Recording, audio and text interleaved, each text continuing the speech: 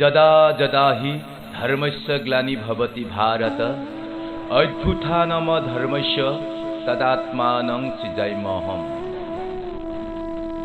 কথা গীতা প্ৰথম অধ্যায় বিষাদ যোগ তৃতীয় অংশ।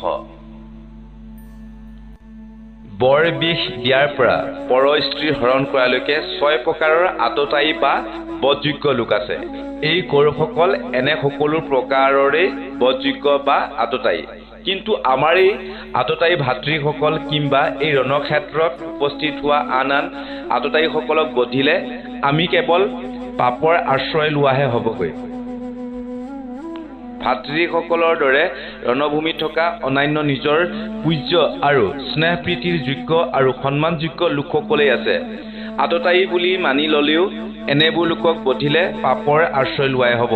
গতিকে মোৰ জ্ঞান বিবেচনা মতে বন্ধু বান্ধৱ ইষ্ট মিত্ৰসকলৰ সৈতে ধৃতৰাষ্ট্ৰৰ পুত্ৰসকলক বধ কৰাটো আমাৰ বাবে সমুচিত কাম নহ'ব। সেয়েহে এনে চিন্তা বুদ্ধিৰে ধৃতৰাষ্ট্ৰ পুত্ৰ কৌৰৱসকল বান্ধৱ সমন্বিতে আমাৰ দ্বাৰা বধযোগ্য নহয় বুলি মই নিশ্চিত কৰিছোঁ। আৰু এটা বিশেষ কথা, শাশ্বত সুখৰ কথা নাভাবি খন্তেকীয়া সুখৰ বাবে নিজৰ এই আত্মীয় স্বজনসকলক বধ কৰি আমি প্ৰকৃত সুখ লাভ কৰি পৰম সুখী হ'ব কেনেকৈ পাৰিম মাধৱ? হে জনাৰ্দন, দুৰ্যোধনে মন্দ কাৰ্যকলাপ আৰু কুটবুদ্ধি আশ্ৰয় লৈ অন্যভাৱে যুদ্ধৰ বাবে প্ৰত্যাহ্বান জনাইছে। এই লোকসকলে অৰ্থাৎ কৌৰৱহঁতে লোভৰ বশৱৰ্তী হৈ কাম কৰাৰ কাৰণে হিতাহিত পাপ পুণ্যৰ বিচাৰ নকৰি বিনাশ কাৰ্যৰ দ্বাৰা নিজৰ বংশটোকে নাশ কৰিলে কি দুখ পাপ হ'ব আৰু বন্ধু বান্ধৱৰ ক্ষতি সাধন কৰিলে কি দুখ পাপ হ'ব, সেই কথাটো যদিও দকৈ বুজি পোৱা নাই, তথাপি আমি বংশনাশ কৰিলে কি দুখ পাপ হ'ব পাৰে সেই কথা যথাযথভাৱে বুজি পোৱা সকলে কিয় এনেধৰণৰ পাপ কাৰ্যত লিপ্ত হ'ব লাগিব? যুদ্ধত হ'ব পৰা নিয়ম পৰিস্থিতিৰ কথা জানি বুজিও আমি কিয় তাৰ সন্মুখীন হ'ম? আকৌ কুল বা বংশ এটা বিনষ্ট হ'লে পৰম্পৰাগত ধৰ্মীয় মাৰ্গৰ সনাতন কালৰ পৰা চলি অহা বৰ্ণ ধৰ্মৰ প্ৰথা ৰীতি নীতিসমূহ লোপ পায়।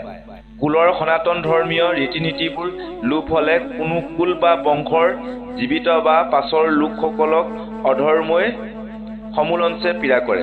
এটাকে বংশৰ জ্যেষ্ঠ লোকসকলক কোনো স্বাৰ্থজনিত কাৰণতে অথবা নিজৰ সুখৰ বাবে স্বাৰ্থপ্ৰায় লোকৰ দৰে বধ কৰাটো উচিত কথা নহয়।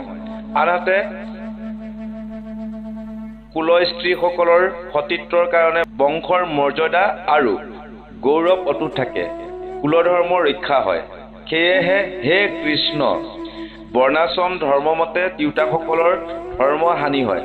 এনে অধৰ্মৰ কাৰণে অধৰ্মৰ প্ৰাদুৰ্ভাৱ হ'লে বা বংশত অধৰ্মই প্ৰাধান্য লাভ কৰিলে সেই অধৰ্মই সেই বংশৰ স্ত্ৰীসকলক দূষিত কৰি চৰিত্ৰ নষ্ট কৰে।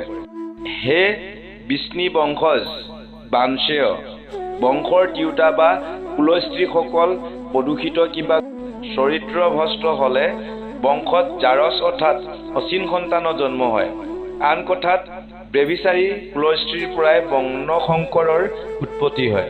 এনেদৰে বংশত অবাঞ্ছিত অচিন সন্তানৰ অভ্যুত্থানত বংশৰ পৰম্পৰা ভংগ কৰা মনুষ্যৰ লগতে বংশৰ আন সকলো মানুহৰ নৰক ভোগৰ কাৰণে দেখা দিয়ে আৰু জীৱন নৰক সদৃশ হৈ পৰে।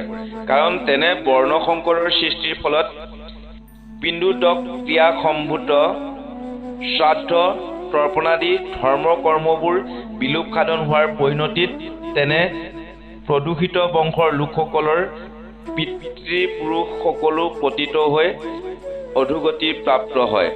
এনেবোৰ অপকৰ্মৰ দুখ পাপৰ দ্বাৰা বৰ্ণশংকৰ সন্তান জন্ম দিয়াৰ ফলত বংশৰ লোকসকলক বধ কৰা সকলৰ নিজৰ স্বজাতিৰ মাজত চলি অহা পৰম্পৰাগত আচাৰ ধৰ্মসমূহ আৰু নিজৰ কুলৰ মাজত চিৰাচৰিতভাৱে প্ৰচলিত হৈ অহা শাশ্বত ধৰ্মৰ চিৰন্তন আচাৰ ব্যৱহাৰ আদি মংগলকাৰক কাৰ্যসমূহ সমূলে বিনাশপ্ৰাপ্ত হয়। সেইদৰে পৰম্পৰাগত বৰ্ণাশ্ৰম ধৰ্মৰ প্ৰথানুযায়ী চলি আৰু মানি অহা আচাৰ নীতিবোৰ যি লোকে বিনাশ কৰে তেওঁলোকৰ নিয়তভাৱে নৰকবাস হয়। এই কথাটো মই পৰম্পৰাভাৱে গুৰুসকলৰ মুখৰ পৰা শুনি আহিছোঁ। জনাৰ্দন কৃষ্ণ, সেইকাৰণে ভাবিছোঁ, হায় হায় ঐ, কি বিষম কথা হৈছে।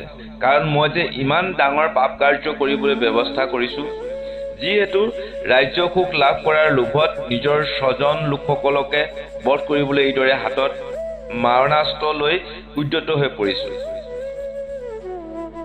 সেয়েহে মই এই কথাটোকে সিদ্ধান্ত কৰিছোঁ যে যদি এই সমৰাংগনত ধৃতৰাষ্ট্ৰৰ পুত্ৰসকলে হাতত অস্ত্ৰ লৈ আহি কোনো প্ৰতিকাৰ নকৰি বাধা নিদিয়া হাতৰ পৰা অস্ত্ৰ ত্যাগ কৰা নিৰস্ত্ৰ অৱস্থাত পাই মোক বধ কৰেহি, তেনেহ'লে তেতিয়া সেইটোৱে মোৰ কাৰণে অধিক হেমংকৰ বা কল্যাণকাৰক হ'ব।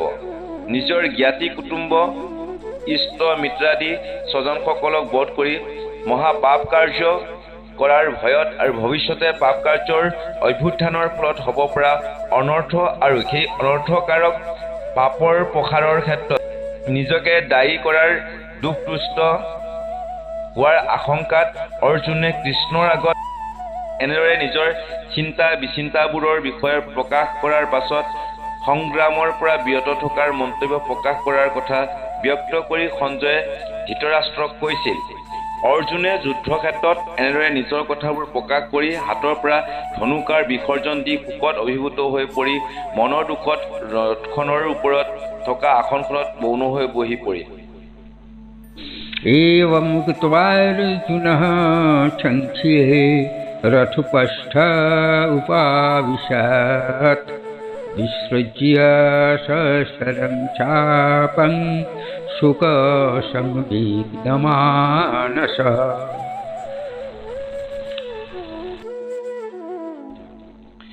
মহাভাৰতৰ অন্তৰ্গত ৭ সাহস্ৰ সংহিতাৰ বিষাদযোগ নামৰ প্ৰথম অধ্যায় সমাপ্ত।